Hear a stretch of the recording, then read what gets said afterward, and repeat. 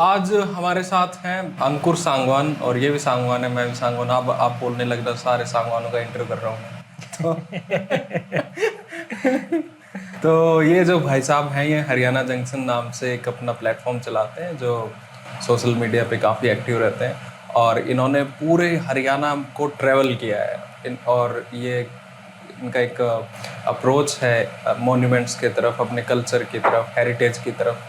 ये हेरिटेज को बचाने के लिए ट्रैवल करते रहते हैं और ट्रैवल करते हुए काफ़ी काम भी कर रहे हैं, काफ़ी लंबे टाइम से काम कर रहे हैं और बड़े शरीफ से भी हैं ये। तो Ankur sir, thank you so much. Sir बोल रहा हूँ मैं आपको, थैंक यू फॉर कमिंग।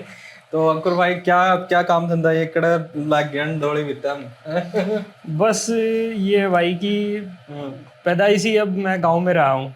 जो जीवन के मेरे पहले 13-14 साल हैं वो गांव में ही बीते हैं।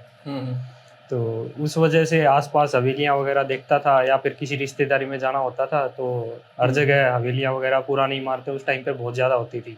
अभी तो जो रोहतक सोनीपत का एरिया है वो विकास होने की वजह से सारी चीज़ें ख़त्म हो चुकी हैं, लेकिन फिर भी एक बचपन गांव में गुजरा है, तो धीरे धीरे उसी वजह से मैं ये शौक लग गया। बाद में फिर जुनून कह लो, आप कुछ भी कह सकते हो। तो ये आप एक बार थोड़ा सा इंट्रोड्यूस कर दो आपको, क्या कैसे कहाँ पढ़े हो, क्या है, क्या करते हो आप पूरा। मैं जैसे मैंने बताया कि स्टार्टिंग के मेरे जो 10th क्लास तक तो मैं गांव में ही रहा हूँ। नूरखेड़ा गांव है मेरा, गोहाना के पास में। तो उसके बाद फिर मैं रोहतक शिफ्ट हो गया था। लेकिन जो पहले के जो मेरे साल हैं जो गांव में ही रहा था, उसमें भी मैं लगातार रोहतक आता रहता था 10-15 दिन में, क्योंकि मेरी नानी का घर है वहाँ पे। तो मैंने रोहतक को बचपन से ही देखा है। आधा रोहतक में लगा लो, आधा गांव में लगा लो। अच्छा। तो उसके बाद फिर मैंने बीटेक की थी भिवानी से ही, और एमटेक एमडी यूनिवर्सिटी से की थी कंप्यूटर साइंस से। तो उसके बाद मैंने जॉब भी करी थी प्राइवेट गुड़गांव में। तो उसके बाद मैं अपना खुद का ही काम कर रहा हूँ फ्रीलांसिंग के तौर पर। तो ये आपने कितना ट्रैवल कर लिया हरियाणा को? हरियाणा को मैंने लगभग 40 से 45 हज़ार, मेरा आइडिया है कि इसके बीच में मैंने ट्रेवल किया होगा। पिछले 10 साल हो गए। 40 से 45 हज़ार किलोमीटर। ओह माय गॉड, 40 से 45 हज़ार तो ऑलमोस्ट सारे गांव देख लिए होंगे फिर। नहीं, हर गांव नहीं देखा। तो कितने चक्कर मार लिए हरियाणा में? हरियाणा में तो बहुत चक्कर लगा लिए। अब जैसे सिरसा को लगा लो, कम से कम भी 4 चक्कर मेरे हो चुके हैं। मेवात के 4-5 चक्कर हो चुके हैं। नारनौल के तो पिछले 5 साल से मैं हर साल जा रहा हूँ। 3 दिन का टूर लगाता हूँ वहाँ पे। नारनौल में, नारनौल के आसपास। वहाँ पे है ही इतना कुछ। वहाँ पे हवेलियाँ हैं, बावड़ी वगैरह है, बहुत कुछ है वहाँ पे। क्योंकि वहाँ पे क्या है कि पहले के टाइम में कनेक्टिविटी इतनी नहीं थी, इस वजह से चीजें बची हुई है नारनौल एरिया में। ओके। तो इस वजह से सबसे ज्यादा, अगर आज के टाइम पे मैं बोलूँ ना कि मोन्यूमेंट कहाँ पे है, तो वो नारनौल के आसपास के एरिया में ही बचे हुए हैं। जो ये सदर्न हरियाणा जिसको कहते हैं। हाँ बिल्कुल, महेंद्रगढ़, नारनौल, रेवाड़ी साइड में। और वैसे ये बड़ा इंपॉर्टेंट और क्रूशियल जगह रही है अपने आप में। बिल्कुल, क्योंकि जो दिल्ली जयपुर रूट होता था वो नारनौल से ही होके गुजरता था। आपने देखा होगा माधोगढ़ का किला है वहाँ पे। हाँ, गया हूँ। और जो मतलब उसके बारे में कोई ऐसा रिकॉर्ड तो नहीं मिलता, लेकिन जो हिस्टोरियन है, लोकल हिस्टोरियन है, वो बोलते हैं कि जो जयपुर के राजा थे माधो सिंह, उनकी ये आखिरी चौकी होती थी। ताकि उस एरिया में क्या था कि चोरी वगैरह भी बहुत हो जाती थी, लोग पैदल चलते थे, कारवां होता था। सॉर्ट ऑफ मिलिट्री फोर्ट है। बिल्कुल। हाँ, उस तरीके का है। तो आप, सॉरी मैंने रोक दिया आपको, आप बता रहे थे कि कारवां होता था, लोग बाग चलते थे। तो उसके ऊपर जैसे कुछ लोग लूट लेते थे उनको, तो उसकी निगरानी के लिए ये माधोगढ़ फोर्ट बनाया था। ओके। तो आपका ये पेज बनाने का आइडिया कब से स्टार्ट हुआ कि भाई इसको एक पेज बनाते हैं? पेज क्या है कि जब मैं ना 7th क्लास में था, तब मैंने अपनी लाइफ में पहली बार कंप्यूटर देखा था। अच्छा। वो भिवानी शहर में देखा था, मतलब घर में ही था। मेरे मामा लगते थे, रिलेशन में थोड़े से दूर के थे। तो वो ऑस्ट्रेलिया से आए थे, उन कंप्यूटर ले रखा था उन्होंने घर पे। तो मैं गर्मियों की छुट्टियों में गया हुआ था वहाँ पे। तो तब से टेक्नोलॉजी की साइड मेरा इंटरेस्ट बना। और उसके बाद फिर मैंने जो बीटेक करी कंप्यूटर साइंस से, और एमटेक करी वो भी उसी वजह से, उसी इंटरेस्ट की वजह से। साथ में क्या है कि मेरे पैदा होने से पहले ही मेरे घर में कैमरा था। अच्छा, कैमरा था। अच्छा। हाँ, वो मामा के पास था मेरे। अब बचपन में क्या होता है कि जो भी इंसान होता है, जो उसके अर्ली फेज के 5-10 साल होते हैं, जो चीज़ देखता है वही उसी तरफ उसका अट्रैक्शन हो जाता है एक। तो वही अट्रैक्शन रहा है। हाँ, बाद में क्या है कि एक अलग से मेरा शौक था कि पुरानी इमारतें, जैसे न्यूज़पेपर होते थे उस टाइम, मैगजीन होती थी या टीवी होता था, इंटरनेट तो था नहीं। तो कोई पुरानी इमारत की, किले की कोई भी ऐसी तस्वीर आ जाती थी तो मैं उसको काट के रख लेता था। अच्छा। और फोटोग्राफी का मेरा अलग शौक था। कई बार ज्यादा तो नहीं मिलता था क्योंकि छोटा ही था मैं कैमरा चलाने का, लेकिन एक आधी बार जब जो जिसका कैमरा था वो उसको भी फोटो खिंचवाना था तब मैं फोटो खींच लेता था। अच्छा तो उसे धीरे धीरे धीरे देखते देखते तो बाद में जब सोशल मीडिया आता है, फेसबुक पेज आया था लगभग 2012 के आसपास, तब मैंने स्टार्टिंग में ही ये पेज बना लिया था। पहले एक दो नाम से किसी और नाम से बनाया था। अच्छा। तो धीरे धीरे तो फिर ये वहीं से मतलब स्लो स्लो करते करते ये कहानी स्टार्ट हुई थी। और बाद में जो एक तरफ फोटोग्राफी का लगा लो आप, एक साइड जो पुरानी इमारतें हैं उनके प्रति जो अट्रैक्शन था मेरा, वो एक तरह से मर्ज हो गया इस टाइम पे आके। जब मैंने देखा कि दिल्ली लगा लो आप, हरियाणा के आसपास राजस्थान हो गया, इनके बारे में तो बहुत लोग बात करते हैं, लेकिन हरियाणा के बारे में कोई बात नहीं करता, हरियाणा के हेरिटेज के ऊपर खास करके। अच्छा। ये एक दुर्भाग्य रहा है, आपको कहीं भी हरियाणा की पुरानी फोटो डॉक्यूमेंटेशन नहीं मिलेगी। एक आध फोटो होगा तो वो अलग बात है। तो फिर जब मैं देखता था कि और जगह की तो मिल जाती, लेकिन मेरे हरियाणा की जो आसपास जो मैं हवेलियां देखता हूँ बचपन में, जो हमारे समाज के हमारे अपने लोगों ने बना रखी हैं, गांव में और बहुत सारी इमारतें, चौपाड़ होगी वगैरह, ठीक है, तो उस तरह की जो इमारतों के प्रति फिर मैंने धीरे धीरे अपने गाँव से स्टार्ट किया। अच्छा। मैं जब भी गाँव में जाता था, 2003 में मैं गाँव से रोहतक शहर में आ गया था। अच्छा। लेकिन मैं आज भी रेगुलर टच में हूँ गाँव में। अच्छा, गाँव में आप हाँ करते हो? बिल्कुल। हमारा घर भी है वहाँ पे, परिवार भी है वहाँ पे, तो उस वजह से फिर मैंने अपने गांव को कवर करना स्टार्ट किया। तो अगर आप लोहारू बोल रहे हो, लोहारू मुंह पे चढ़ा रहता है, हरियाणा को अगर देखो तो हरियाणा में सबसे क्रूशियल जगह कौन सी है हेरिटेज के लिए, और हेरिटेज का मायना क्या है हरियाणा में? क्योंकि हरियाणा में हेरिटेज का तो कोई मतलब ही नहीं है, कोई समझता ही नहीं है हेरिटेज को कुछ। बिल्कुल सही कह रहे हो भाई, स्टेट है बिल्कुल बिल्कुल इन टर्म्स ऑफ हेरिटेज और मॉन्यूमेंट्स, इनकी देखभाल करने के लिए। बिल्कुल सही कहा कि अवेयरनेस नहीं है बिल्कुल। हेरिटेज के ऊपर कोई बात नहीं करता, करते हैं थोड़े बहुत, आप जैसे लोग, दो चार लोग हैं वो आजकल फिर भी सोशल मीडिया आने की वजह से थोड़ी बहुत बात होने लगी है। अब तो काम भी हो रहा है, कई साइटों के ऊपर हरियाणा आर्कियोलॉजिकल डिपार्टमेंट काम करवा रहा है, बड़ा अच्छा काम करवा रहा है। तो वहां से तो रोहतक का जो आपने देखा था कि भाई रोहतक जो है, तो रोहतक शहर का क्या हिस्ट्री है वो, उसके बारे में आप थोड़ा बताओ। रोहतक शहर क्या है कि अगर हम आज की बात करें और आज से 200-300 साल पहले की, 1000 साल पहले की भी बात करें, तो ना इसकी हिस्ट्री टाइम टू टाइम है ना बहुत चेंज होती रही है। यहाँ पे बुद्ध भी आए। बुद्ध आए थे यहाँ पे। कहाँ पे? रोहतक में। रोहतक में, हाँ। अच्छा। बुद्ध लिटरेचर में अगर आप देखोगे तो वहाँ पे हरियाणा में 9 जगह पे बताया है कि बुद्ध आए थे यहाँ पे, तो उनमें से एक रोहतक भी था, और एक बताते हैं कि कलानौर में भी आए थे वो। लेकिन ये कुछ लोग बोलते हैं कि जो पंजाब में कलानौर है शायद वो कलानौर होगा, लेकिन इसके पीछे कोई मतलब एविडेंस मिला नहीं है कि ये वही कलानौर है। तो स्टार्टिंग में हम महाभारत की लड़ाई में भी यहाँ पे जिक्र मिलता है रोहतक का। उससे पहले इंडस वैली सिविलाइजेशन में चले जाओ आप लोग, वहाँ पे ये जो फरमाना गांव है, एक गिरावड़ गांव है हिसार रोड के ऊपर, और एक रोहतक की खुद खोखरा कोट की साइट है, खोखरा कोट। अच्छा। ये सभी इंडस वैली सिविलाइजेशन साइट हैं। यहाँ पे बिरबल सानी हुए हैं आर्कियोलॉजिस्ट, तो उन्होंने यहाँ पे खुदाई की थी 1939 के आसपास। वो बड़े स्टार्टिंग वाले आर्कियोलॉजिस्ट थे वो तो। वो दयाराम सानी थे एक दूसरे। अच्छा। इनका भी नाम है, वो शायद इनसे बड़े रहे हो। और उसके बाद एक डॉक्टर मनमोहन जी रहे हैं, मनमोहन शर्मा, वो 1980 के आसपास उन्होंने खुदाई की थी। तब यहाँ से काफी सारी चीजें, पोटरी वगैरह जो निकली थी, उसके बेस पे इन्होंने कहा था कि ये इंडस वैली सिविलाइजेशन से साइट जुड़ी हुई है। और इसके अलावा जो फरमाना है उसको दक्षखेड़ा भी बोलते हैं। दक्षखेड़ा उसका क्या मतलब होता है?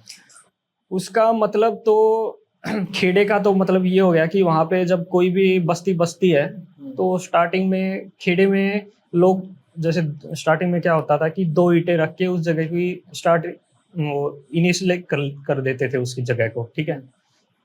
उसमें कोई मूर्ति नहीं होती थी, खेड़े के अंदर कोई भी मूर्ति नहीं होती। आज भी आप देखोगे कोई एक वो एंसेस्ट्रल वर्शिप होती है, बिल्कुल बिल्कुल, अपने पूर्वजों को वो करते हैं वही वाला। तो जब किसी जगह की शुरुआत होती है तो वहां पे जो पहले पूजा पाठ होता है तो उस जगह को खेड़ा बोल देते हैं। और ये दक्ष का तो ऐसा कोई रिकॉर्ड मिला नहीं है, लेकिन जो ये जगह है ना, यहाँ पे जो खुदाई हुई थी उसमें ये बताते हैं कि यहाँ पे बहुत सारे डेड बॉडीज वगैरह मिली थी। अच्छा, स्केलेटन मिले थे। तो उससे ये आइडिया लगाया था कि यहाँ पे ये कभी कब्रिस्तान वगैरह रहा होगा, कब्रिस्तान लगा लो, आप शमशान घाट लगा लो, तो सबसे बड़ी साइट है ये। ओके। और ये जो महम के पास में एक और गिरावड़ गांव है बहु अकबरपुर के पास में, यहाँ पे भी इंडस वैली सिविलाइजेशन साइट है। ऐसे काफी हैं हरियाणा। बहुत सारी हैं हरियाणा में। हाँ। अगर हम, ये तो मैं रोहतक के आसपास की बता रहा हूँ, आप उधर बरवाला की साइड चले जाओ, बिरधाना है, बनावली है, वहाँ पे बहुत सारी साइट है। तो अगर हम देखते हैं रोहतक शहर को या रोहतक मतलब रूरल को, तो अलग अलग पीरियड्स में किस तरीके का था उसका इन्फ्लुएंस? उसमें क्या है कि जो वैदिक पीरियड भी होता है, जो लगभग 15th सेंचुरी बीसी से लेके और 1500 बीसी, हाँ 1500 बीसी से लेके और 500 बीसी तक हमारा आता है वो। उसके दौरान यहाँ पे है ना, महाभारत में कई बार रोहतिका शब्द का जिक्र मिलता है। एक बार जो पांडव थे नकुल, वो यहाँ पे आए थे, यहाँ के लोगों से उनकी लड़ाई भी हुई थी, तो वो जिक्र मिलता है उसमें। एक जब दुर्योधन महाभारत का युद्ध चल रहा था, तो यहाँ पे दुर्योधन की जो सहायता के लिए सेनाएं आई हुई थी, तो उनका भी यहाँ पे जिक्र मिलता है कि वो भी यहाँ पे ठहरी थी। अच्छा अच्छा अच्छा। और जो रोहतक का नाम है ना, इसके पीछे दो कहानियां हैं कि रोहतक नाम आया कहाँ से। पहला तो ये कि एक राजा हरिश्चंद्र हुए हैं हमारे, उनके लड़के थे रोहतास, उन्होंने इस शहर की स्थापना करी थी अपने नाम के ऊपर। एक कहानी तो ये है। और दूसरी है कि यहाँ पे ना एक रोहिड़ा पेड़ होता है। हाँ, रोहिड़ा, उसको बोलते थे, बड़ा खूबसूरत नाम है उसका। बिल्कुल, हाँ, या सेंट्रल एशिया में होता था, ईरान से यहाँ लेके आए थे। तो बताते हैं कि उसका जंगल होता था यहाँ पे, उसको साफ करके ये शहर की स्थापना करी गई थी। इस वजह से बिगड़ते बिगड़ते इसका नाम रोहतक हो गया। अच्छा, लेकिन ये है ओरल ट्रेडिशन में, इनका कहीं पे कोई डॉक्यूमेंट कुछ नहीं मिलता। अच्छा अच्छा, ये सारा बिल्कुल, ओरल ट्रेडिशन, हाँ, लोगों की जुबान के ऊपर है बस ये। तो अगर ब्रिटिश टाइम में देखा जाए तो फिर उस वक्त में क्या है रोहतक का सिनारियो? ब्रिटिश टाइम में तो ये क्या है कि ये दिल्ली के हिस्से में रहा था मोस्टली। अगर हम थोड़ा सा उससे पहले बात करते हैं, महाभारत के बाद में यहाँ पे ये जो खोखरा कोट टीला है एक, जो रोहतक शहर के पूर्व में पड़ता है, आज तो वहाँ बस्ती बन गई है। लेकिन आप किसी से भी रोहतक में किसी से पूछोगे ना, तो मतलब यूं ही बताएगा कि वहाँ पे पुराने टाइम में कोई बस्ती रही थी। आज भी लोगों की मेमोरी के अंदर वो सेव है, ठीक है। तो उसमें उस टाइम योद्धाओं का टीला भी बोलते हैं इस वजह से। योद्धाओं का टीला, योद्धाओं का टीला, योद्धाओं का टीला। ओके। योद्धे कोई ट्राइब थी, बताते हैं कि ये मतलब योद्धे जो नाम है ये योद्धा से बना है, कि वो लड़ाई करते थे लड़ाई के टाइम पे, और बाकी टाइम पे वो खेती वगैरह करते थे। कुछ लोग बोलते हैं कि ये जाट थे, इस तरह की थ्योरी भी कुछ लोग मानते हैं। लेकिन ये जो योद्धाओं की हिस्ट्री है वो ज्यादा कभी लिखी नहीं गई। अच्छा, ठीक है। और इनका जिक्र बौद्ध पीरियड से पहले भी आता है, मौर्यन पीरियड से, और उसके बाद में जब कुषाण लोग के जो कुषाण पीरियड था उसके बाद में भी इनका आता है 3rd सेंचुरी के आसपास। 3rd सेंचुरी, हाँ। और ये जैसे कोई बाबर के टाइम में भी कुछ हुआ था वहां पे रोहतक में? बिल्कुल हुआ था। वो क्या था? वो ये था कि जो बाबर के टाइम पे, जैसे मुगलों का टाइम था वो, ठीक है, जो सबसे पहला हमें एविडेंस मिलता है ना, वो जो पानीपत की फर्स्ट लड़ाई हुई थी, उसमें बाबर का एक सेना का अधिकारी था कोई, फिरोज खान, उसके अंडर में ये रोहतक आता था। और वो उसी टाइम पे शायद लड़ाई थोड़े बहुत दिन बाद वो मर गया होगा, तो उसका यहाँ पे टॉम मिलता था। अच्छा, खोखरा कोट के ऊपर। अच्छा, खोखरा कोट के ऊपर, उसके ऊपर इंस्क्रिप्शन लिखी हुई थी, उसमें सब कुछ मेंशन था कि ये फिरोज खान बाबर के अंडर उसके सेना में कोई सेनापति वगैरह किसी रैंक के ऊपर था, तो उसका ये टॉम है। लेकिन दुर्भाग्य ये है कि उसका टॉम तो शायद नहीं बचा।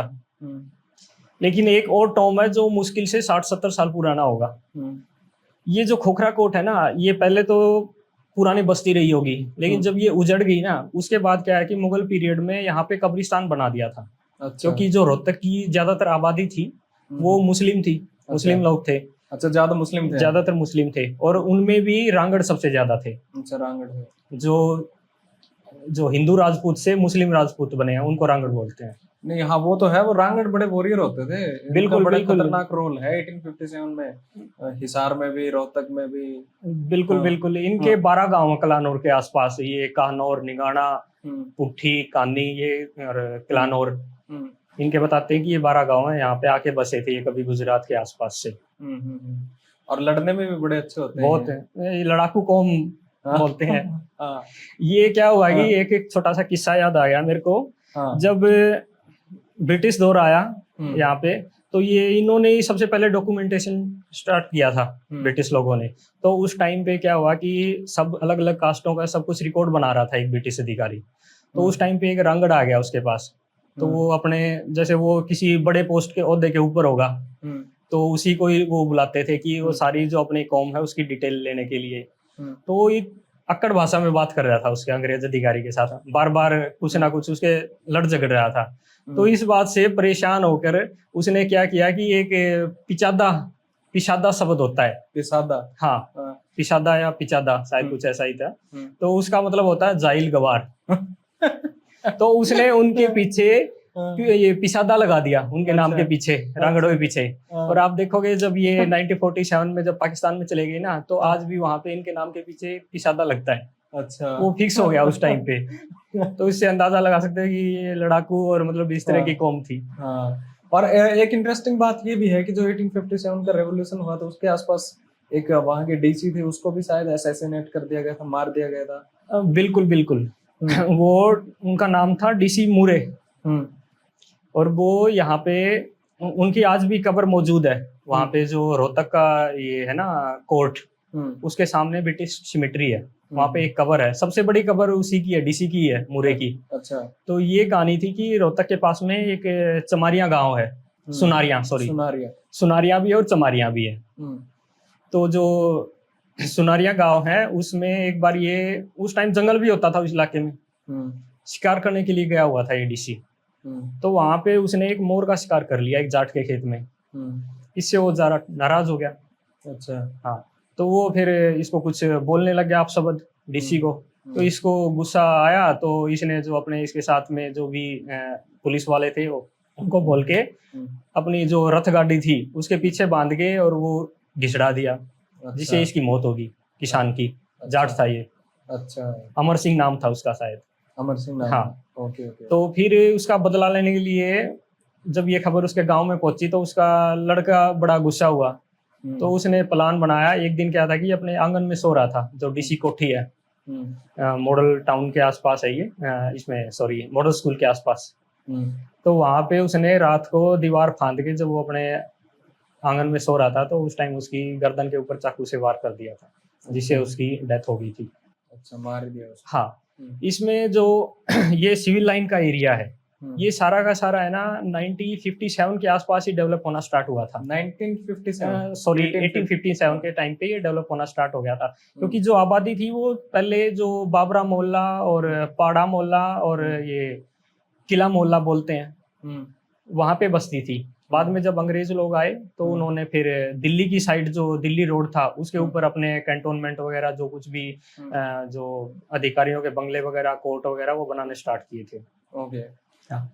तो एक और कब्र है वहां पे जो सिमेट्री है, जो इम्पोर्टेंट लगा सकते हैं आप।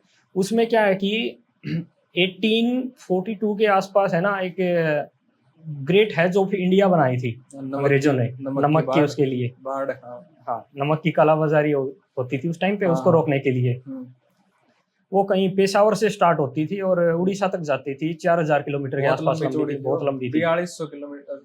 हाँ, इतना कुछ बिल्कुल बिल्कुल। हाँ। तो उसके में क्या था कि दोनों साइड उसके कटीली झाड़ियां और बड़े बड़े पेड़ लगा दिए थे, जिसके अंदर से बाहर से कोई आदमी नहीं घुस के, उसके अंदर से ही जो भी ये नमक का व्यापार होता था वो लोग आते जाते थे। जैसे अपने मैं रोक रहा हूँ आपको, जैसे काकड़ नहीं होता था पहले, काकड़ बोलते हैं हमारे साइड में, बागड़ी में। अच्छा। एक गांव की सीम से दूसरे गांव की सीम के बीच में थोड़ा सा जंगल नहीं होता एक लाइन में, ठीक। तो वो काकड़ बोलते थे। तो काकड़ टाइप थी वो, जिसमें बहुत सारी बाढ़, लंबी सारी दरख्त भी हैं, कटीले भी, और ऊंची भी थी वो। हाँ, बहुत 6 फुट से भी ज्यादा ऊंची बताते हैं उसको। हाँ, ऊंची भी थी। हाँ। तो उसमें जगह जगह पे चौकी छोड़ी हुई थी उसकी रखवाली के लिए। वहां पे एक एक पुलिस वाला तैनात होता था। तो एक जो कब्र है वो किसी ब्रिटिशर की है, वो वहां पे तैनात था और उसकी किसी सांप के काटने से मौत हो गई थी वहां पे। हाँ। अच्छा। तो ये मेरा कहने का मतलब ये है कि जो ये ग्रेट है जो इंडिया है, बोल सकते हैं इसका आप, ये रोहतक से गुजरती थी। अच्छा। हाँ, हिसार, रोहतक, महम, रोहतक होते हुए और फिर इधर ये बेरी और फरूखनगर में नमक बहुत ज्यादा होता था। अच्छा, फरूखनगर। हाँ, तो वहां से ये गुजर के और आगे जाके फिर ये उड़ीसा तक जाती थी। अच्छा अच्छा।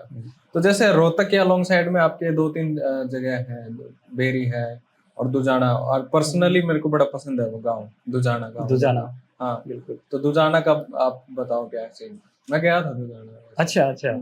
दुजाना में आज भी बहुत सारी इमारतें बची हुई है जो नवाब के टाइम की है। वहां पे आपने वो बाग वाली कोठी देखी होगी। हाँ कोठी देखी मैं। एक तो वो जो यहाँ के लोगों को मिली हुई है, वो पता नहीं किसका घर था, वो रोहतक रह रहे हैं वहां पे, वो कोठी वैसे पड़ी हुई है। बिल्कुल, उनकी अलग अलग 2-3 कोठियां थी। एक जो उनकी बेगम की कोठी थी वो तो अभी बिल्कुल खंडर में हो चुकी है। और लाल मस्जिद है दुजाना के नवाब की बनवाई हुई। वहाँ उसमें भी गया था मैं। एक कारीजी मस्जिद है, वो भी बहुत पुरानी है। तो दरअसल बात ये है कि जो दुजाना रियासत थी ये 1803 के आसपास बनी थी। हम थोड़ा सा पीछे से स्टार्ट करें क्योंकि इसमें तो हम ना मतलब थोड़ा सा पीछे जाते हैं और जो हमारा ये राजपूत काल में आते हैं। योद्धों का हो गया था हमारा, कुषाण का हो गया था उस टाइम पे। जो कुषाणों के टाइम पे यहाँ पे ये मिलता था, बौद्ध स्तूप है जो, उसके रिमेन्स मिलते थे यहाँ पे। कौन सी जगह पे?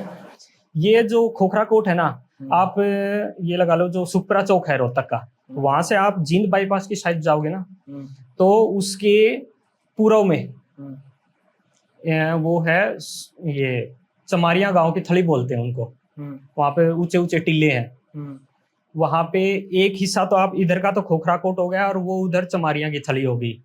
वहां पे आज से 10 साल पहले तक स्तूप के रिमेन मिले थे, बुद्ध स्तूप के। बिल्कुल। अच्छा। मैंने देखे हुए थे वो।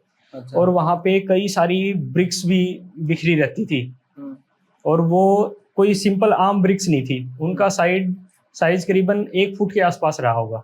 अच्छा, इतनी बड़ी थी? बहुत बड़ी थी वो। अच्छा। और उनके ऊपर कार्विंग की हुई थी। जिस तरह आप ये चाइना का ड्रैगन वगैरह हो गया, फिश वगैरह हो गई, तो ये बनी हुई थी और वो आज भी इसमें एमडीयू यूनिवर्सिटी के अंदर रखी हुई है। अच्छा, एमडीयू में है? बिल्कुल। और उसके अलावा एक और इंटरेस्टिंग चीज मिली थी वहां से। बुद्ध के टाइम में जो बुद्ध भिक्षु होते थे, जो मोनेस्ट्री होती थी उनके बारे ना ये भिक्षा से ही चलते थे। जो भी खाना वगैरह होता था, जो लोग भिक्षा देते थे उसी से ही इनका पेट भरता था।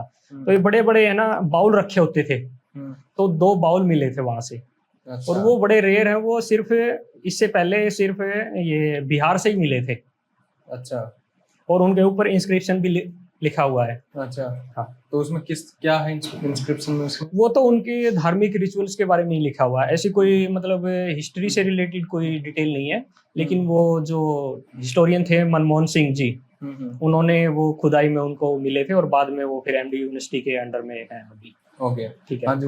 उसके बाद ये एरिया उस टाइम पे पूरा का पूरा बौद्धों से ही था, क्योंकि यहाँ से एक थोड़ा सा गोवाना की साइड जाओगे तो ब्राह्मणवास गांव आता है। वहां पे भी कुषाण पीरियड की एक बुद्ध की मूर्ति मिली थी। अच्छा, बुद्ध की मूर्ति उस कुषाण पीरियड की ही। उसकी गर्दन नहीं थी। अच्छा, गर्दन नहीं थी। वो आज भी शायद इसमें जो झज्जर का म्यूजियम है, गुरुकुल म्यूजियम, उसके अंदर रखी हुई है। अच्छा अच्छा। तो इन बातों से मतलब हमें ये पता चलता है कि उस टाइम पे यहाँ पे बुद्धों का इन्फ्लुएंस था बहुत ज्यादा। थानेसर था अग्रवा में जो अभी वो है। बिल्कुल बिल्कुल। जो माउंट है उसमें वो बुद्ध स्तूपा का ही तो है। वो बुद्ध स्तूपा का ही बोलते हैं। उसको बोलते कुछ है आज हाँ, के टाइम, वो अलग बात है, पर वो तो कम्प्लीटली उसका है। बिल्कुल बुद्धा के रिमेन्स है। और अभी हम बात कर रहे हैं, अभी वहाँ पे खुदाई चल ही रही है। अभी स्टार्ट किया है ना? अभी स्टार्ट किया है, अभी 2-4-5 दिन पहले ही स्टार्ट। हाँ, कुछ हफ्ता 10 दिन ही हुआ होगा। हाँ हाँ हाँ हाँ। तो उसके बाद कौन सा पीरियड की बात बता रहे थे आप? उसके बाद फिर जैसे बुद्धों का वहां से खात्मा हो जाता है, ठीक है, उसके बाद आते हैं हम रोहतक का। और कहीं जिक्र नहीं मिलता उसके बाद, सिर्फ राजपूत काल में आके रोहतक का जिक्र मिलता है। राजपूत काल में वो कौन सा काल है? वो आप ये जो पृथ्वीराज चौहान हुए हैं उस टाइम पे। ओके, ठीक है। तो उस टाइम पे ये बताते हैं कि जो पृथ्वीराज चौहान का जो इनके अंडर एरिया पड़ता था, दिल्ली का एरिया भी इनके अंडर में था, झांसी का एरिया भी, झांसी में किला जो पृथ्वीराज का ही चौहान का बनाया हुआ मिलाते हैं। और उसका इंस्क्रिप्शन भी है जो स्कॉटलैंड के म्यूजियम में रखा हुआ आज भी। अच्छा। झांसी का सबसे पुराना इंस्क्रिप्शन वही है। उसके अंदर पृथ्वीराज चौहान द्वितीय का जिक्र मिलता है कि उन्होंने इस किले का बनवाया था। अच्छा अच्छा, पृथ्वीराज चौहान सेकंड। बिल्कुल, हाँ। ओके। तो और एक गोहाना है रोहतक से करीबन 26-27 किलोमीटर दूर। वहां पे भी बताते हैं कि पृथ्वीराज चौहान ने किला बनाया था।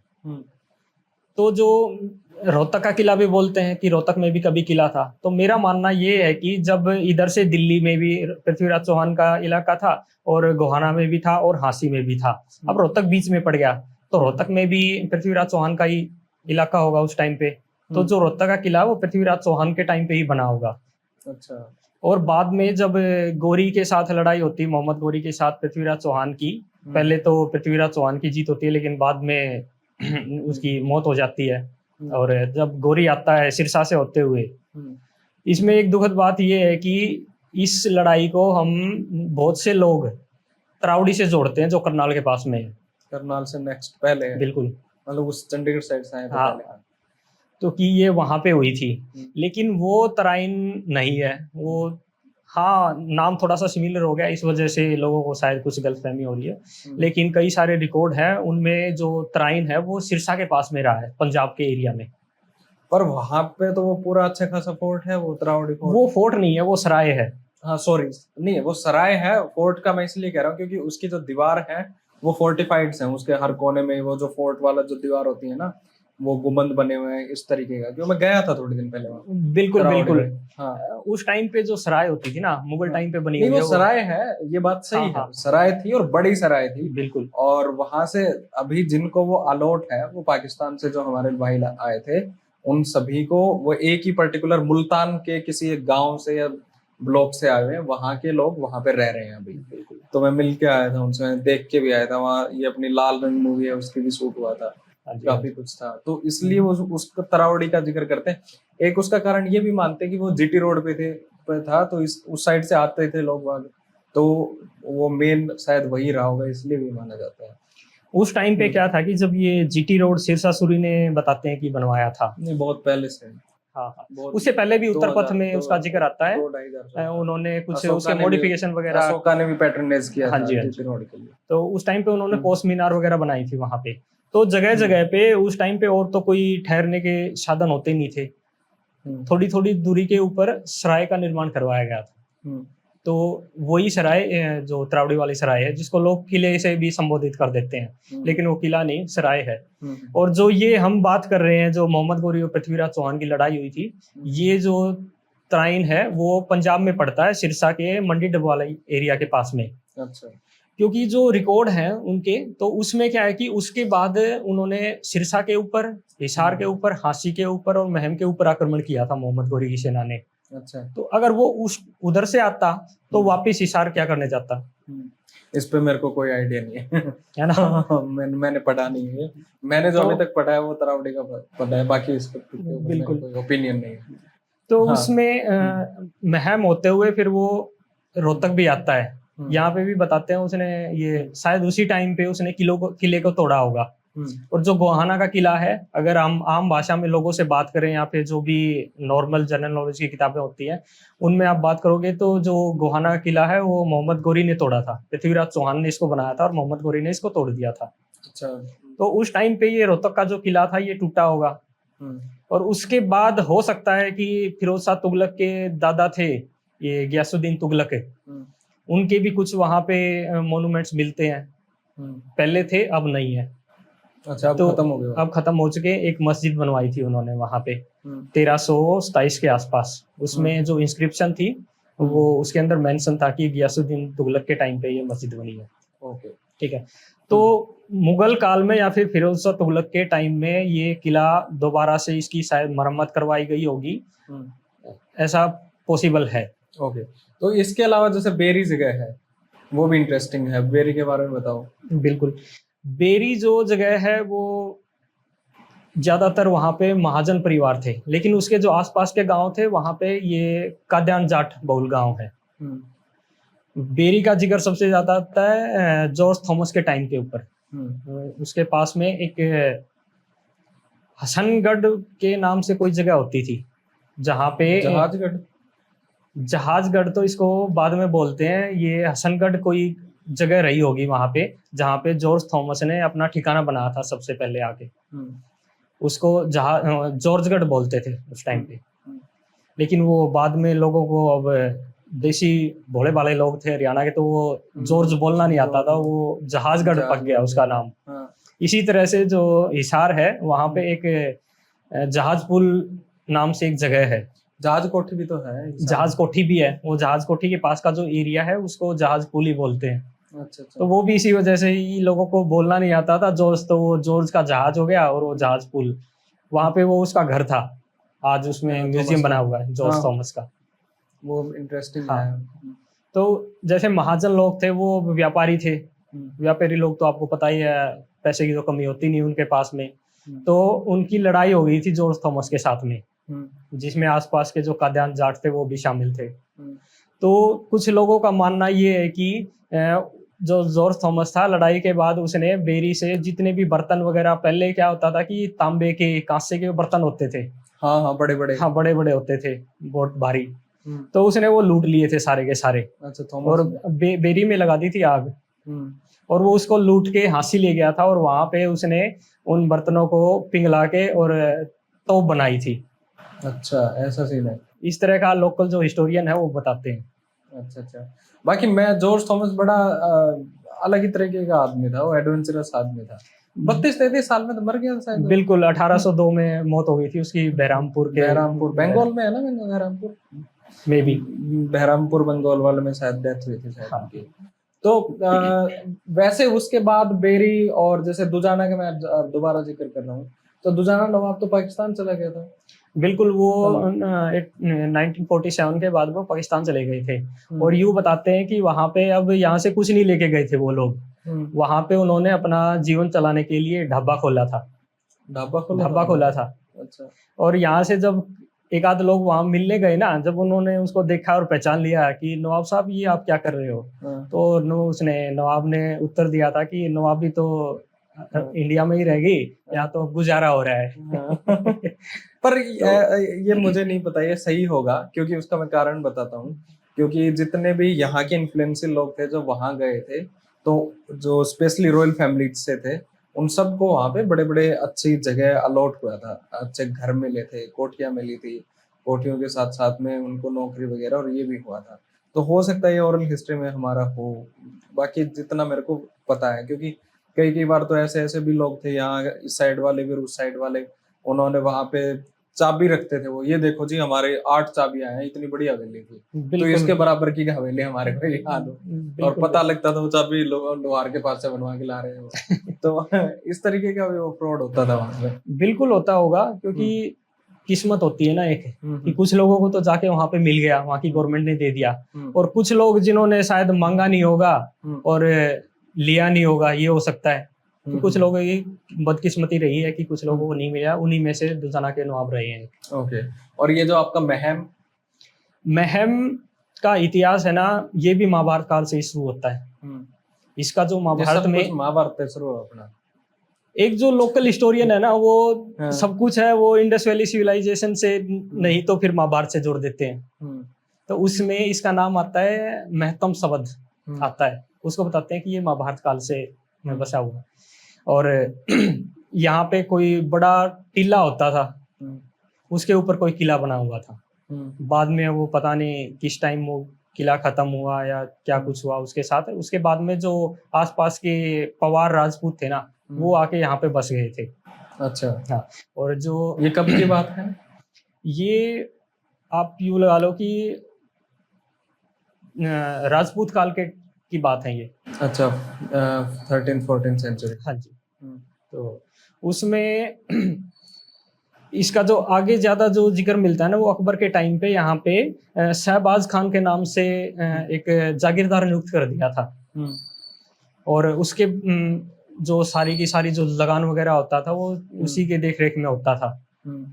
और उसके बाद क्या, जब औरंगजेब का टाइम आता है ना, तो यहाँ पे एक पास का एरिया का था, एक पवार था, राय बिल्लू नाम से कोई व्यक्ति था, राजपूत। तो उसने दोबारा से यहाँ से मुस्लिमों को खदेड़ दिया था। अच्छा। औरंगजेब के टाइम में, और अपने कब्जे में ले लिया था। लेकिन अगर यहाँ के हेरिटेज की बात करें ना, तो यहाँ पे जो सबसे पुरानी इमारत है वो है जामा मस्जिद महम में। दरअसल आज भी हम देखेंगे ना, अब तो जो रोहतक हिसार रोड है वो बाईपास निकाल दिया है। बाईपास से आप जो फ्लाईओवर है बाहर, उसके ऊपर खड़े होके देखोगे, एक ये मतलब एक टीला नजर आता है, उसी के ऊपर, हाँ, आज भी आप खड़े होके देखोगे। और जो ये जामा मस्जिद है ना, यूं बोलते थे कि ये हुमायूं ने बनवाई हुई है, उसके ऊपर इंस्क्रिप्शन लगा हुआ है, उसमें हुमायूं का जिक्र है। और बाद में फिर औरंगजेब ने भी उसकी मरम्मत करवाई थी, उसका भी इंस्क्रिप्शन आज भी मौजूद है उसके अंदर। ठीक है, ये मस्जिद उस टाइम पे जो सबसे ऊंचा हिस्सा होता था ना महम का, टीले का, उसके ऊपर बनवाई गई थी। अच्छा। हाँ, और अगर एक दिन मैं उसी बाईपास से गुजर रहा था, तो मैंने रोक के फोटो लेना चाहा दूर से उसका। तो मैंने जब जाके देखा ना उसका फोटो को, थोड़ा सा एनालिसिस किया, तो आज भी वो मस्जिद है ना, वो सबसे ऊंची इमारतों में है, उससे ऊपर पूरे महम में कोई इमारत नहीं है।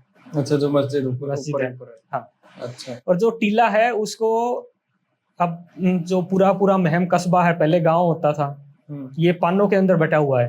अच्छा, वो जैसे पान्ने होते हैं, वो धर्म के बेस पे भी हो जाते हैं या फिर कास्ट के बेस पे भी हो जाते हैं। तो जो जहाँ पे ये जामा मस्जिद है ना, ये उस जो जगह है उसको बोलते हैं ढेर पाना। ढेर पाना, ढेर शब्द का तो मतलब आप जानते ही होंगे कि किसी चीज का ऊंचा ढेर बना देते हैं।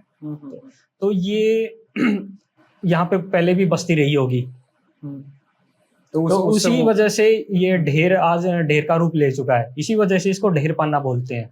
ओके, ठीक है, ओके। हाँ, आप बताओ, रोहतक का बता रहे हो। रोहतक में क्या है कि जो अगर हम बात करें जो इमारतों की, सबसे ज्यादा जिक्र मुगल काल में आता है। उस टाइम पे रोहतक शहर, जो आज का हमारा बाबरा मोहल्ला, किला मोहल्ला, पहाड़ा मोहल्ला, ये जो एरिया होता था उस टाइम पे, ये रोहतक होता था। आबादी इसी के ऊपर बसती थी, और ये इसके चारों तरफ आज भी सड़क है, और ये एक टीले के ऊपर बसा हुआ है। अच्छा, ये भी इसकी, हाँ, पूर्व में इसकी खोखरा कोट है, और इधर पूर्व में दिल्ली रोड है, और उत्तर में खोखरा कोट है, और इसके दक्षिण में झज्जर की साइड रास्ता जाता है इसके। ठीक है, तो उस टाइम पे ज्यादातर जो मोन्यूमेंट थे, हेरिटेज बिल्डिंग थी, वो मुस्लिम लोगों के होने की वजह से ज्यादातर ये मस्जिदें ही थी, वो बड़ा। हाँ, ओके। कम से कम भी 8-10 मस्जिदों का जिक्र आता है। जब जेम्स रोजर यहाँ पे आया था 1890 के आसपास, तो उसने अपनी एक ट्रेवल हिस्ट्री बनाई थी, उसमें वो यहाँ की जो इमारतें थी उनका जिक्र करता है। ठीक है, उनमें जो सबसे पहला जिसके बारे में हम बता चुके हैं, फिरोज खान का टॉम था, वो 1827 के आसपास बना था। और इसके बारे में एक और इंटरेस्टिंग चीज मैं आपको बताऊं कि इंडिया का ये सबसे पुराना मकबरा रहा होगा मुगल काल का। कितना पुराना है? बिल्कुल, क्योंकि मुगल 1826 में ही तो ये 1526 में ही लड़ाई हुई थी, पानीपत की पहली लड़ाई। तो उस टाइम पे उसके अगले साल ही ये मकबरा बन गया था। अच्छा, अगले साल ही बन गया था। उसकी मौत हो जाती है किसी वजह से, वो इंस्क्रिप्शन में दर्ज है उसका। अच्छा। और मुगल काल की सबसे पहली मस्जिद भी अपने हरियाणा में ही है, पानीपत में, जिसको काबुली बाग मस्जिद बोलते हैं। काबुली बाबरी मस्जिद भी बोल देते हैं इसको। अच्छा, हाँ, ये अलग बात है कि जो अयोध्या वाली बाबरी मस्जिद है, कुछ लोग उसको भी बोल देते हैं कि सबसे पुरानी वही है मुगल काल की। अच्छा, उस हिसाब से। हाँ। तो इसके बाद में जो कुछ एक मस्जिदों का जिक्र करता है जेम्स रोजर, उनमें खुर्द मस्जिद है एक, जो 1827-28 के आसपास बनी होगी उसी टाइम में। और एक चिश्तियों वाली मस्जिद भी थी, वो 1538-39 के आसपास बनी थी, जो इंस्क्रिप्शन के अकॉर्डिंग। ये सारी मस्जिदें बना रखी थी यार, मस्जिदें बना रखी थी उस टाइम पे, क्योंकि ज्यादातर पॉपुलेशन मुस्लिम ही थी। अच्छा। उसके अलावा जो रोहतक का ये जो कई मस्जिदें हैं ये फोर्ट एरिया में पड़ती थी। अच्छा, रोहतक का जो फोर्ट था वो शायद उस टाइम पे खंडर हालत में होगा। खंडर में था? बिल्कुल खंडर हालत में होगा उस टाइम पे। अच्छा, क्योंकि ये बड़ा पुराना फोर्ट रहा है। और एक दुर्भाग्यपूर्ण एक बात बताऊं मैं आपको, आप देखोगे कि कई सारे हिस्टोरियन रहे हैं हरियाणा के, उन्होंने किताबें लिखी हैं। और विकिपीडिया के ऊपर भी आप रोहतक फोर्ट जाके सर्च करोगे ना, तो एक फोटो मिलता है किले का। दरअसल वो फोटो रोहतक के किले का है ही नहीं, वो इंडिया का भी नहीं है। हाँ, पक्का नहीं होगा। वो पाकिस्तान में रोहतास का किला है, उसका फोटो है। उसका फोटो है। और उस रोहतास के किले को भी कुछ और बोलते हैं। एक्चुअली जो रोहतास का किला जो पाकिस्तान में है, वो रोहतास वर्ड से पहले कोई और वर्ड था उस पर्टिकुलर, वो मेरे को याद नहीं है, मैंने पढ़ा था कहीं, मुझे एग्जैक्टली याद नहीं है। हाँ, तो ये तो विकिपीडिया में तो होता रहता है ऐसा। बिल्कुल। हाँ, और चलो विकिपीडिया छोड़ो, आपने लोगों ने पूरी पूरी किताब छाप दी है, उसके अंदर वो फोटो छापे हुए हैं, ये दिखाए हुए हैं। इसके पीछे क्या हुआ कि आप यूँ लगा कि ब्रिटिश लाइब्रेरी के नाम से साइट है, उसके ऊपर ये फोटोज डाले हुए थे किसी ने, रोहतक के फोर्ट के नाम से ही डाले थे उसके ऊपर भी। रोहतक के फोर्ट से, रोहतास के फोर्ट से? रोहतक फोर्ट के नाम से डाले हुए थे। एक्चुअल में तो ये रोहतास का फोर्ट है जो पाकिस्तान में पड़ता है, लेकिन उस वेबसाइट के ऊपर रोहतक फोर्ट के नाम से ये फोटो डाली हुई थी। 4-5 फोटो हैं ये। अब वो साइट बंद है, वहां से उस कंटेंट को हटा दिया गया। अच्छा, वो हटा ही दिया नहीं, वो ब्रिटिश लाइब्रेरी वाली साइट तो बंद, साइट तो है, लेकिन जो जिसके ऊपर ये फोटोज वगैरह कंटेंट था ना, वो पोर्शन उन्होंने बंद कर दिया, हटा दिया है। अच्छा, वो रिमूव कर उन्होंने क्या सोचा कि ये बिना थोड़ी ऑथेंटिकेशन के उन्होंने वहीं से कॉपी कर लिया और अपनी किताबों के अंदर उसको छाप दिया। मैंने डाउट हुआ, क्योंकि जो वो फोटोज है ना, वो उनके अंदर नजर आ रहा है कि बहुत बड़ा किला है, लेकिन जो रोहतक की जो जगह है वो काफी छोटी सी है। आप उस पूरी बस्ती को भी मान के चलो ना, जो मुगल टाइम पे थी या फिर 1820 के आसपास सबसे पहला मैप मिलता है रोहतक का, जो सबसे पुराना मैप है। उसके टाइम भी उस बस्ती को मान के चलोगे ना आप, 2 किलोमीटर से ज्यादा की लंबाई चौड़ाई उसकी है नहीं। अच्छा, तो इतना छोटा सा एरिया था ये, उसके ऊपर इतना बड़ा फोर्ट पॉसिबल नहीं है। अच्छा। फिर मैंने क्या किया कि गूगल मैप पे जाके और कुछ पुराने फोटो हैं वो उसी एंगल से चेक किए, तो उनमें बिल्कुल 100% चीजें मैच कर गई। अच्छा, तो वो सारा तो ये सीन है, वहां से उन्होंने बगैर देखे वहां से कॉपी कर लिया और कोई पूछने वाला है ये नहीं। तो आज तो होता ही रहता है। और सेम स्टोरी एक महम के साथ भी है। महम में एक पीरजादा मस्जिद है, वो भी करीबन 1530 के आसपास बनाई गई होगी। शेख यूसुफ ने बनवाया था उसको, वो हिसार का रहने वाला था और यहाँ पे उसने मस्जिद का निर्माण करवाया था, शायद बाबर के टाइम पे करवाया होगा उन्होंने। तो जो एक्चुअल पीरजादा मस्जिद है वो पड़ती है एक सिवाच पट्टी जगह है महम में, जो सिवाच जाट बसते हैं वहाँ पे उस पट्टी में, तो उसके पास वो मस्जिद होती थी। अब मुझे नहीं पता कि वो बची हुई है या नहीं बची है, लेकिन एक जो जामा मस्जिद है उससे नीचे उतरते हैं ना, पहले तो ये बाईपास नहीं बनने से पहले बीच में से ही रोड जाता था हिसार को महम के बीच में से। उसके ऊपर बिल्कुल रोड के ऊपर ही आप देखोगे तो एक छोटा सा मकबरा है, वो मकबरा दुल्ले शाह का मकबरा है।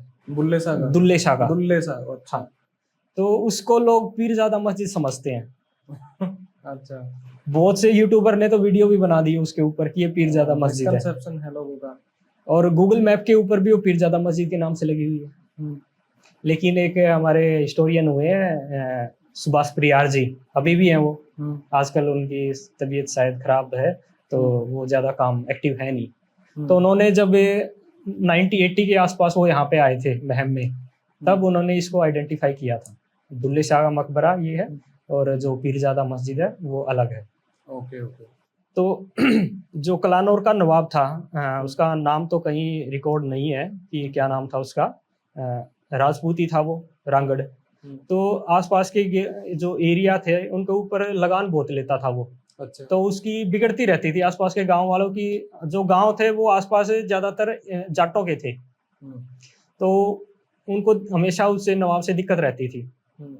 तो एक बार क्या हुआ कि ये सोनीपत के पास एक गांव है छोटा सा, वहाँ का एक जाट है, उसने एक स्टार्टिंग की कि एक फौज बनाते हैं और वहाँ पे हमला करते हैं, उस नवाब को मार देते हैं।